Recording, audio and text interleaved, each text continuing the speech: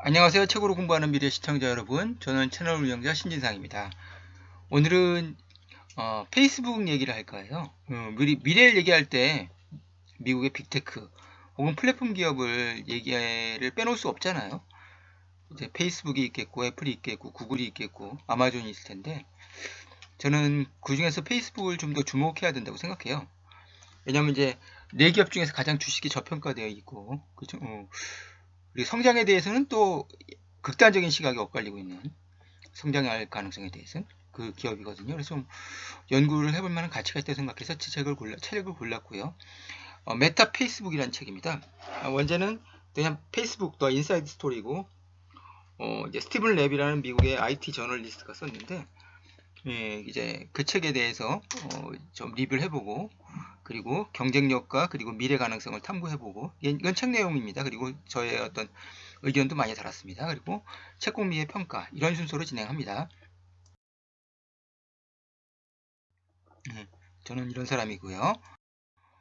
이제 페이스북, 메타 페이스북. 더 오른쪽에 이 저자가 스티븐 랩인데 이제 51년생인가 나이가 꽤 많아요. 70이 넘는데 미국은 이제 이렇게 우리는 젊은 잡지, IT 잡지들 기자들은 다 되게 40대도 없어요. 다 20대, 30대 뿐인데 미국은 이제 70대가 돼서도 그렇게 명 저널리스트로 활동하는 그런 경우가 많습니다. 그래서 이 사람은 스티븐 레비는 여기 그냥 딱 생긴 걸 보면 보시도 아시겠지만 유대인일 것 같아요. 그래서 좀 페이스북이랑 특히 친하고요. 페이스북에 이제 마크 주커버거를 그죠? 저커버거입니다. 주커버거가 아니라 여덟 아홉 번 만나서 인터뷰했을 정도로 그 속속들이 좀 알고 있는 그런 사람이죠. 그죠? 그래서 와이어드라는 그죠? 저도 옛날에 IT 기자 때 굉장히 많이 봤던 미국 잡지에 거기에 이제 기자로 있으면서 이제 IT 관련된 그죠?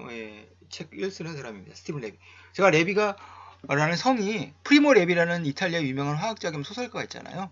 그 사람은 이제 아우슈비츠에서 이제 살아남은 사람인데 그죠? 생존으로서는 아우슈비츠의 참상을 증언할 수 없다고 해서 스스로 이제 자살을 했던 그래서 그것도 자살했을 때가 어머니가 돌아가시 전에 자살한 걸로 굉장히 충격적이었던 그 사건이 있었는데 그 사람이 레비라는 성이었으니까 레비라는 성을 가진 사람들은 그래서 성 보고 그럴 수밖에 없잖아요. 그죠? 그리고 여기 아시겠지만 페이스북에 마크 저커 버그자가 들어가거나 그 마크 저커버가 영입했던 구글에서 영입했던 CEO로 영입했던 쉐릴 샌드버그 둘 다 버그가 들어가잖아요. 예. 그리고 골드버그라는 사람은 쉐릴 샌드버그의 남편인데 다 유대인들이거든요. 근데 버그가 들어간다고 다 유대인은 아니에요. 예, 버그는 아슈케나지 유대인이라고 동유럽이랑 독일 쪽에 살고 있던 유대인들이 독일식으로 이름을 쓰면서 그쵸, 많이 차용한 거지. 원래 버그란 성을 가진 독일인들이 꽤 많았어요. 찰스 린드버그라는 독일계 미국인도 있지 않습니까? 그죠? 미국에서 대서양을 최초로 횡단했던 국민적 영웅, 루즈벨트가 가장 두려워했던 정적이었던 이 사람은 너골적인 나치였잖아요. 그러니까 반드시 그런 건 아니지만 대체로 그렇다는 얘기입니다. 지금 뭐가 중요하겠습니까? IT 얘기하고 전 세계를 연결시키는데 유대인 뭐 지금 뭐 30년대도 아니고요. 그쵸? 예. 이 영화는 여러분들 다 아시죠? 소셜 네트워크라고 데이비드 핀처 감독이 찍은 아이리 어, 제프리 아이젠버그인가요? 예. 이, 그, 우디 알렌의 페르소나이기도 한, 그쵸? 예, 유대인으로 추정되는, 그쵸? 유대인인 것 같습니다. 이제, 마크 저커버그 역할을 맡아가지고, 2010년, 그러니까 막 페이스북이 그, 뜨고 막, IPO를 할 때쯤인 것 같아요. 그때를 배경으로 지금 12년이 지났는데, 지금 페이스북은 그 당시에 한 2억 명 정도였나? 지금 28억이니까 14배 정도 성장했죠. 어마어마하게. 페이스북에, 그죠? 사실은 성장 그 자체예요, 페이스북은. 그죠? 예, 어마어마하게 성장한 겁니다. 1000만 명이었을 때. 그때 야후가 인수하려고 했을 때 1000만 명이었을 거예요. 책에 보니까 나오던데. 야후나 마이크로소프트가 인수를 하려고 했었는데 둘 다 거절했죠. 예, 거절하길 정말 잘했죠. 지금 안 그랬으면 지금 시가처럼 조금 줄어들어서 지금 1조 달러가 안 되지만 예, 그런 어마어마한 기업이 그죠? 예. 예, 그래서 진짜 세계 30대에서는 제일 부자인데요. 84년, 83년생이니까. 예, 이런 부자인, 그쵸? 예, 마크 저커버그는 탄생하지 않았겠죠. 예. 이 마크 저커버그는, 어, 그러니까 좀 천재성이 있었어요. 그래서 공부를 되게 잘하는 부모가 모두 의사하고 아버지는 치과 의사, 엄마는 신경과 의사였고요. 그리고 위로 누나가 있고 아래로 여동생이 둘이 있는 넷째 중에 4명 중에서 둘째였는데 이제 되게 똑똑하고 그래서 어렸을 때부터 게임을 좋아하고 10살 때부터 컴퓨터 프로그래밍을 했어요. 그래서 컴퓨터공학과를 진척하면 또 심리학에 관심이 많아서 이 사람 복수전공을 했었잖아요. 중퇴를 했지만 컴퓨터공학과 심리학을 그쵸 하버드 대학에서 공부를 했었죠. 그리고 이제 필립스 엑스터 아카데미라고 미국의 민사고쯤 되는 미국의 소위 말하면 그 하버드 아이비리그를 제일 많이 보내는 미국 최고의 명문학교.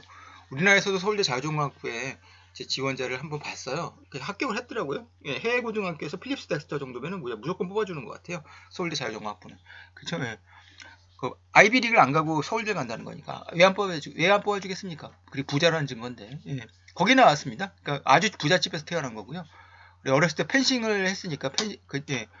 그리고 제일 좋아하는 게임은 시드마이어 문명이라든지 저는 이제 페이스북이랑 이제 마크 주커버그에 대해서 관심도 많아가지고 페이스북을 제가 투자하지는 않는데 지금 주가가 많이 좀 떨어진 건 사실이라 한번 고민을 하고 있죠. 이 마크 주커버그는 이런 사람이고요. 그리고 이 사람이 가장 좋아하는 말이 이 말이에요. 세상에서 변화를 보고 싶으면 스스로 변화가 되어라. 너무 멋진 말이죠. 이런 멋진 말을 하는 사람은 부처님 아니면은 바로 인도의 이분이죠. 바로 칸디입니다. 마하트마 칸디의 이 말을 제일 좋아합니다. 예.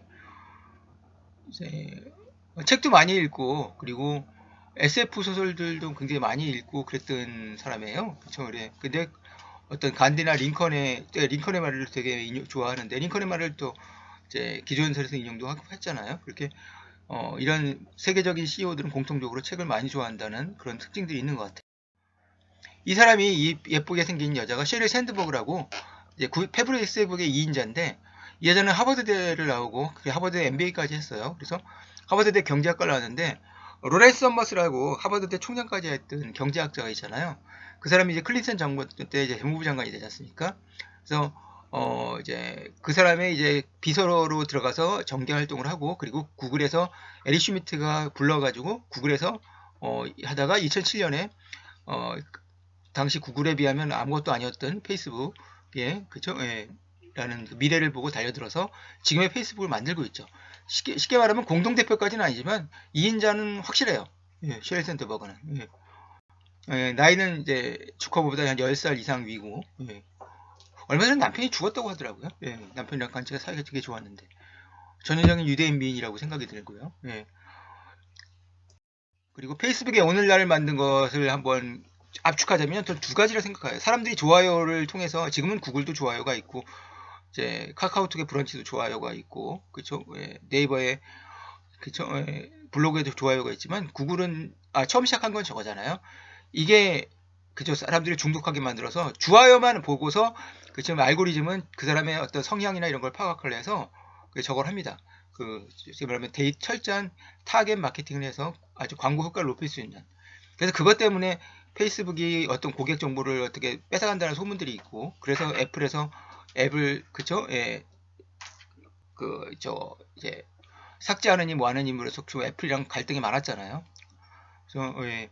그리고 제가 볼 때는 알 수 있는 사람들.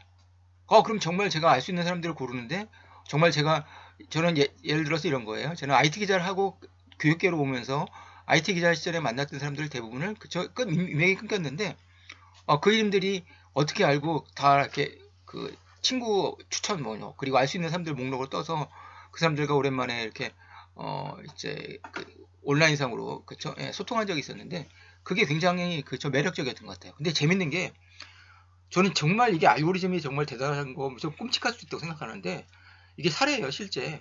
미국에서 알 수 있는 사람들의 누가 떴냐면요 정자를 제공했는데 그쵸 생물학적 딸 한 번도 본 적이 없고 실제 존재할지도 몰랐던 딸이 추천받은 거예요. 나중에서 자기 딸이라는 걸 알게 됐는데 좀 특별하긴 하죠. 그렇죠. 아무리 자기가 그냥 자기는 아버지 권리를 행사하지 않고 정자만 제공한다고 그래도 그래서 유일할지 않을지 모르지만 자기 DNA를 나눈 사람이 또 있다는 건 정말 특별한 일이긴 하죠. 근데 그걸 또 숨기고 싶은 사람들도 있을 거 아니에요. 그걸 밝혀준 저는 그래서 그걸 어떻게 찾아낼까 정말 신기하더라고요. 그 알고리즘은 진짜 예. 그 알고리즘을 만든 사람이 얀 르쿤이라고 지금은 페이스북 인공지능 연구소를 이끌고 있는 그 캐나다의 이제 토론토 대학교 요시ua 벤지오와 함께, 그리고 제프 헌턴이라는 인공지능 딥러닝의 아버지가 그쵸 키운 유명한 얀 르쿤이라는 프랑스 출신, 프랑스 캐나다인의 그쵸 인공지능 연구소를 맡고 그 전혀 관여하지 않고 그 사람이 자유스럽게 인공지능을 연구할 수 있었던 힘이고, 페이스북의 인공지능은 구글 못지않게 뛰어나다는 걸 알 수 있습니다. 그리고 이제 이게 빨리 움직여서 파괴하라는 건 그만큼 혁신을 강조한다는 뜻이고요. 이게 페이스북의 모토예요. 그래서 페이스북은 이렇게 생각하고 있어요. 이게 만약에 누군가 인터뷰를 해서 마크 저커버그에게 당신의 삶의 신조, 좌우명은 무엇입니까? 라면 주커버그는 이렇게 대답할 겁니다. 저커버그는 두려움은 이래서나 삶에서나 적입니다. 두려움을 가지 말고 실패를 무릅쓰고 도전하라, 이런 뜻이거든요. 근데 그러다 보니까 실패 사례들도 늘어나고, 제가 보면 이따 끔찍한 사례가 나오긴 하는데, 예, 좀 뭐랄까 그런 비용들을 치르게 되니까 조금 얌전해졌어요. 그래서 최근에 바뀐 페이스북의 사고입니다. 안정된 인프라를 갖추고 빨리 움직여라. 빨리 움직이는 건 그만큼 변화에 빨리 적응하라는 뜻이고, 안정된 인프라라는 말로 조금, 그러면서 성장이 좀 후퇴되는, 성장이 뭐 감퇴되는, 그러니까 28억 명까지 왔으면 중국 인구 14억 빼면은 사실 전 세계 대부분의 사람들이 다 한다는 얘기잖아요. 그러니까 어떤 멈췄다는 느낌이 드는데, 여하튼간 그렇게 좀 변했습니다. 그래서 영린이 있습니다. 이게 뭐냐면 페이스북의 가장 큰 아픈 점, 이게 뭐냐면 페이스북이 만든 스마트폰이에요. 2014년에 페이스북이 애플에게 하도 그쵸 무슨 갑질을 당해가지고, 애플이 원수예요. 지금도 원수고 2019년부터는 진짜 전면전을 치렀잖아요. 그래서 광고 때문에. 바로 이게 스마트폰을 출시했다가 망한 케이스예요. 페이스북이 어마어마하게 망했죠. 예. 그래도 벌어놓은 돈이 있으니까. 왜 망했을까요? 페이스북의 스마트폰은 늦게 뛰어들어서 망했을 수도 있지만 저겁니다. 이게 무슨 얘기냐면요, 페이스북을 24시간 켜 있어야 되는데요, 사람들이 그걸 원하지 않았던 거. 페이스북에 사람들이 보여주고 싶은 거는요, 보여주고 싶은 것만 보여주는 겁니다. 자기가 쓸쓸하고 외롭고 그쵸, 예, 주말에 팝콘 먹으면서 집에서 그쵸, 예, 자빠져가지고 넷플릭스 보는 걸 보여주고 싶겠습니까? 그렇지 않죠. 예. 그럴 실제는 그쵸, 아주 멋지게 옷을 입고 드레스를 입고 그쵸, 파티라는 그런 모습을 보여주고 싶겠죠. 그러니까 이게 쉽게 말하면 허풍선이에요. 디지털 허풍선. 그쵸, 예. 나 외롭지 않아를 보여주고 있는 외로운 사람들의 집합처가 페이스북이거든요. 그래서 실패했다고 생각합니다. 24시간을 켜놓는 건 아니죠. 예. 그래서 이 페이스북이 이렇게 지금도 애플을 이기고 싶어해요. 그래서 메타로 개명을 하고 메타버스에 진출한 것도 그쵸, 그 시장에 선점할 수 있으니까, 그리고 예, 오큘러스라는 VR 업체를 인수한 바 있으니까 자기네들이 그쵸, 하드웨어도 먹고 소프트웨어도 먹겠다는 생각을 갖고 있는 거죠. 이거는 이제 요거 이제 페이스북에 이제 마크 저커버그에 대해서 알려면은 요 말을 알아야 돼요. 링컨을 되게 좋아하거든요. 링컨 좋아하지 않는 사람은 못 본 것 같아요. 우리나라 노무현 대통령도 계시고. 폭풍과 몰아칠 것 같은 한계에 대처하는데 평온했던 과거의 도구만은 적당치 않습니다. 우리 안에는 해결하기 어려운 문제가 산적해 있습니다. 우리는 이 난국을 타개해야만 합니다. 우리의 사례가 새로운 것인 만큼 우리는 새롭게 생각하고 새롭게 행동해. 요 말에 꽂혀가지고 항상 페이스북에 마크 저커버가 인용을 합니다. 우리의 사례가 새로운 것인 만큼 우리는 새롭게 생각하고 새롭게 행동해야 한다. 사례가 새로우니까 항상 새롭게 행동해야 된다. 새롭게 생각해야 된다는 게 그렇죠? 링컨이 62년도에 남북전쟁이 한창일 때 초반에는 약간 북군이 열세이기도 했었죠.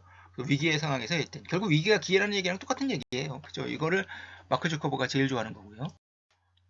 근데 이제 메타는 더 성장할 수 있을까? 그래서 저는 몇 가지 의문의 퀘스천을 갖고 있는데, 중국 인구 14억 명을 빼고 인류의 연결을 이야기할 수 있을까? 이게 문제예요. 중국으로 진출할 수 있을까? 중국에는 위챗인 그거는 카카오톡 같은 것이고, 어떻게 보면 그리고 사실 틱톡이 있지만 틱톡도 그건 15초짜리 그 짧은 영상으로 뭘 담을 수 있겠습니까? 그냥 잠깐 동안 즐기는 그쵸? 어뮤즈먼트죠. 그래서 진정한 하나를 연결시켜주고 공유시켜주는, 근데 그걸 원하지 않을 수도 있어요. 중국 정부가. 그쵸? 예. 그래서 페이스북은 중국에 진출하고 싶어 하는데, 왜냐, 또 부인이 그 체인이라고, 챔프리실라라고 중국계 여자잖아요. 미국인이잖아요. 그러니까, 그리고서 와이프로부터 중국어를 배웠어요. 그래서 이제 중국의 칭화대학교 연설할 땐 짧게 중국어로 그쵸, 연설을 했는데 쉽진 않을 것 같아요. 저는 구글은 한 번 또 중국에 진출한 적도 있지만 페이스북에 중국 진출을 중국 정부가 공산당이 더 원하지 않을 거라 생각합니다. 그래서 저는 앞으로도 가능성이 희박하다고 생각해요. 중국은 따로 인터넷을 놓을 겁니다. 특히 페이스북처럼 정치적인 메시지나 그쵸, 그렇게 극단적으로 이제 호불호가 갈리는 그쵸, 예, 그게 보여주고 싶지 않은 걸 보여줄 수 있는 것들은 철저하게 차단하려고 할 겁니다. 그리고 가짜 계정 문제나 가짜 뉴스 이게 2017년도 18년도에 그쵸? 예, 화제가 됐던 그쵸? 어떻게 보면 페이스북이 지금 주가가 곤두박질 치고 페이스북의 신뢰도가 떨어뜨렸던 원인이잖아요. 그래서 특히 러시아가 힐러리 클린턴의 이메일 해킹에 관여해서 그것을 공개하면서 좀 대통령 선거에 저는 결정적인 영향을 주지는 않았다고 생각하는데 영향을 준 건 사실이니까 그래서 페이스북이 도마에 올랐죠. 그래서 예. 그 문제는 여전히 그쵸? 예. 특히 가짜 계정 문제도 심각하고요. 저는 이것이 인건비 문제로서 수익성을 악화시키는 문제라도 된다고 생각하는 게 다 알고리즘이지만 이 가짜 뉴스 걸러내는 건 어떻게 할 수가 없잖아요. 그래서 무려 15,000명의 직원들이 이걸 하고 있습니다. 그게 예, 어마어마한 인건비가 지출이 되는 거죠. 예. 이 문제도 있고요. 문제는 이거예요. 중국과 러시아가 민주주의의 강력한 도전장을 내민 시점에서 표현의 자유의 미래는 어떻게 될 것이냐. 이게 결국 무슨 얘기냐면 앞으로 중국과 러시아는 더욱더 강해질 거고 미국이랑 서구는 그쵸 약해질 텐데 그러면 표현의 자유로 먹고 사는 그쵸 SNS, 페이스북은 점점 더 위축되지 않을까 이런 걱정을 합니다. 저도 이제 러시아나 중국 특히 러시아가 끔찍한 어떤 인류의 미래를 보여주고 있다고 생각하는데 저는 그런 면에서 정말 이제 플랫폼 기업들이 가진 또 물론 단점들도 있지만 장점들도 분명히 있다고 생각하거든요. 민주주의 확산에 좀 위협이 될 수 있다고 생각합니다. 이것도. 그리고 오클러스는 완벽한 가상현실을 제공. 그러니까 그런 몰입감이 줘야 우리가 그쵸 페이스북에 들어갔어. 우리 SNS에서 진짜 가상현실처럼 그 페이스북의 친구들을 만날 수 있어. 이래야지 할 수 있는데 지금의 오큘러스로는 그렇게 그쵸 완벽한 가상현실 기술이 구현이 안 된다고 알고 있거든요. 근데 그러기 위해선 최소한 20년에서 30년을 기다려야 된다고 생각하니까 아직은 그래서 지금 메타버스에서 소위 말하는 페이스북이 선점한다, 선점하지 않는다를 얘기하는 게 시기장소라고 할 수 있겠죠. 그래서 제가 평가를 하자면요. 첫 번째는 저커버거 샌드버거 그리고 팔리아 파티아라는 유명한 스리랑카 출신으로 지금 페이스북을 그만두고 유명한 이제 엔젤 투자, 벤처 투자가 됐던 사람입니다. 그리고 쇼 파커는 넵스터를 만들었던 인물이고 초대 사장을 지냈던 사람이죠. 인물이 재밌게 위주로 책을 썼고요. IT 전문가답게 전문성 있게 한격을 깊이 있게 탐구했다는 인상을 줍니다. 그러나 책이 너무 두껍습니다. 750페이지. 아무나 못 읽을 책이죠. 그리고 가상현실이 왜 SNS에서 꼽힐 수 있을지 좀 기술적으로 파고드는 논거가 좀 아쉬웠다. 그게 좀 있었으면 더 좋았을 거라는 생각이 듭니다. 전반적으로 좋았어요. 5점에서 4.5 정도의 평가를 줄 수 있는 책이라는 생각이 듭니다. 좀 도움되셨다면 구독과 좋아요, 알림 설정 꼭 부탁드리겠습니다. 감사합니다.